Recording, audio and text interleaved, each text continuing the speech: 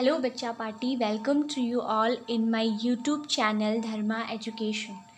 आज हमारा टॉपिक है कैसे स्फीयर के अंदर हीट का फ्लो होता है। इसका मेथड भी सेम है जैसे हमने सिलेंडर में किया हुआ था। हमें यहाँ पे भी एक हॉलो स्फीयर लेना है। ठीक है, ये हमने हॉलो स्फीयर ले लिया। हमें पता है हॉलो हमारा स्फीयर कैसा होता है, एक बॉल की तरह। उसको अगर हम ऊपर से खोखला कर दें और उसका टॉप व्यू ले लें, ठीक है। फिर हम इसका क्या करते हैं, ये हमने टॉप व्यू लिया कुछ इस तरीके से। हमने इसका स्फीयर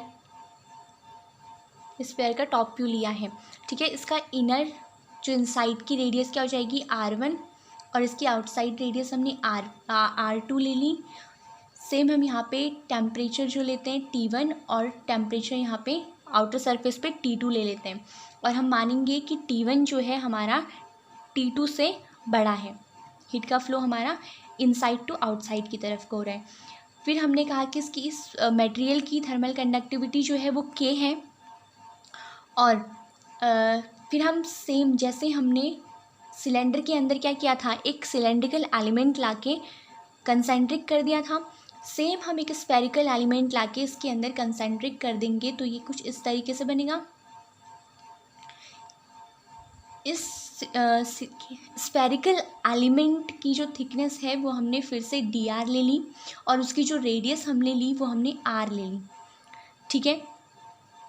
फिर क्या करते हैं, अब हम इसमें फोरियर्स लॉ अप्लाई करेंगे।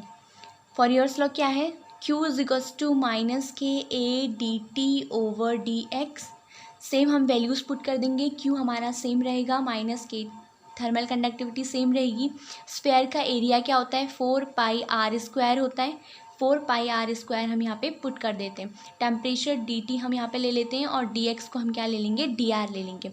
इसको रीअरेंज करेंगे इक्वेशन को, dr यहाँ चला जाएगा और ये r² इसके अपॉन में चला जाएगा। यहाँ -K 4π dt ओवर क्या हो जाएगा, ये q इसके अपॉन में यानी डिवाइड में चला जाएगा।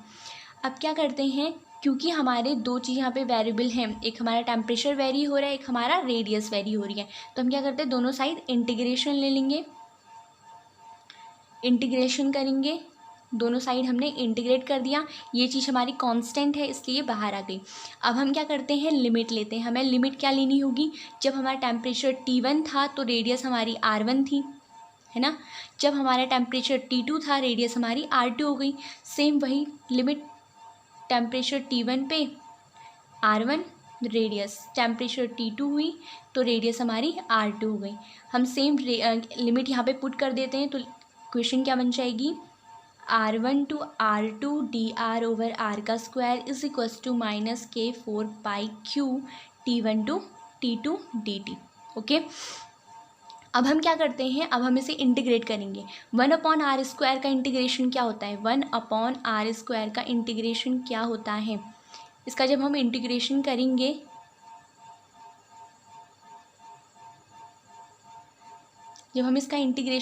तो क्या होगा, dr, ठीक है।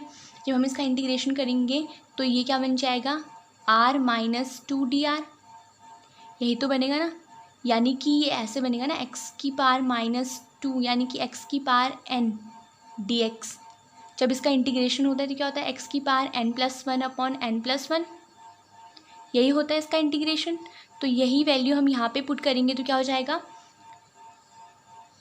r -2 + 1/-2 + 1 और कितना हो जाएगा, -2 + 1 -1, r⁻−1 और ये -1 यानी क्या हो जाएगा, -1 यानी कि रेसिप्रोकल में हम इसे लेंगे तो क्या हो जाएगा 1/r और -1, ये जो नीचे -1 है ये हमने यहाँ पे -1 ले लिया और इसकी लिमिट हम क्या करेंगे, R1 to R2 और बाकी वैल्यूज़ हम सारी पुट कर देंगे। -K 4π/Q और हमारा dt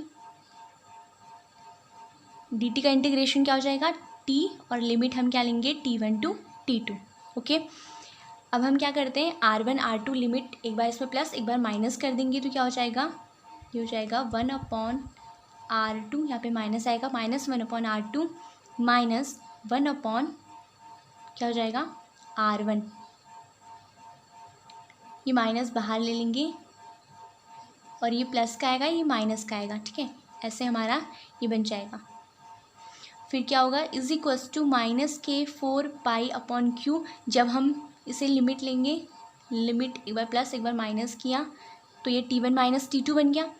फिर हम यहाँ पे इसको खोल देते हैं, ये माइनस अंदर जाएगा तो क्या हो जाएगा, ये प्लस का हो जाएगा और ये माइनस का हो जाएगा। तो यहाँ पे क्या हो जाएगा, 1/R1 प्लस का आएगा और ये माइनस का हो जाएगा, तो 1/R2। हमारी इक्वेशन कुछ इस तरह की बन जाएगी। इज इक्वल्स टू माइनस, ये अगर हम माइनस बाहर लेंगे तो T2 माइनस का हो जाएगा, ये प्लस का हो जाएगा, तो ये प्लस का 4π/Q, ये हो जाएगा T1 माइनस T2। ओके, अब हम क्या करते हैं, Q को यहाँ लेके जाएंगे और क्या करते हैं, इसको इसके अपॉन में लेके आ जाएंगे। इसे रीअरेंज करने पे हमें क्या मिला, Q is equals to K/4π/1/R1 minus 1/R2, ये हो जाएगा हमारा डेल्टा T। 1/R1 R2 इसका एलसीएम लेके जब हम इसे सॉल्व करते हैं तो ये कितना हो जाएगा हमारा, K4π delta T pawn R2 minus R1 और यहाँ चला जाएगा R1 R2, यहाँ हो जाएगा R1 R2। यानी ये जो इक्वेशन है हमारी क्या बन जाएगी, इक्वेशन कुछ ऐसी बनी थी। इन दोनों का एलसीएम लिया, ये यहाँ मल्टीप्लाई, यहाँ मल्टीप्लाई, आपस में ये दोनों मल्टीप्लाई। जब ये आपस में मल्टीप्लाई होंगे तो क्या हो जाएगा, R1 R2 हो जाएगा, यहाँ पे आएगा R2 माइनस R1 और ऊपर क्या आ जाएगा, K4π। ये K4π जब इसका एलसीएम लिया तो R1 R2 आया और इधर जाएगा R2 प्लस में और यहाँ जाएगा ये R1, ये चला गया। अब हम इस को ऊपर लेके जाते हैं और ये यहीं पे रहेगा, तो Q इक्वल्स टू क्या हो जाएगा, डेल्टा T भी आएगा, K4π/R1 R2 delta T upon R2 minus R1। अब जैसे हमने सिलेंडर में लॉगरिथम मीन रेडियस निकाला था, वैसे ही हम ज्योमेट्रिक मीन रेडियस निकालते हैं। यहाँ पे RM ज्योमेट्रिक मीन रेडियस, ठीक है। यहाँ पे हम ज्योमेट्रिक मीन रेडियस निकालते हैं, जो क्या हो जाता है, √R1 R2। हमें तो यहाँ पे R1 R2 दिया है ना, √R1 R2 तो दिया ही नहीं है। अब इसे R1 R2 में कन्वर्ट करने के लिए दोनों तरफ हम क्या करते हैं, स्क्वायर लगाते हैं। स्क्वायर से अंडर रूट हट जाएगा, ये हो जाएगा RM is equals to R1 R2। अब हम वैल्यू R1 R2 की जगह पे RM डाल देते हैं, तो ये इक्वेशन क्या बन जाएगी, Q is equals to K4π/RM delta T upon R2 minus R1। ये जो इक्वेशन है ये स्फीयर की इक्वेशन हो गई, कितना हीट का फ्लो उसके अंदर होता है। आई होप आपको ये इक्वेशन अच्छे से समझ में आ गई होंगी, पूरा का पूरा डेरिवेशन समझ गए होंगे।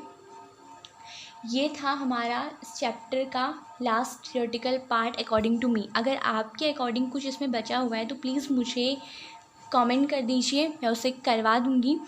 इसके बाद मैं आपको कुछ न्यूमेरिकल्स करवाऊँगी। Thank you.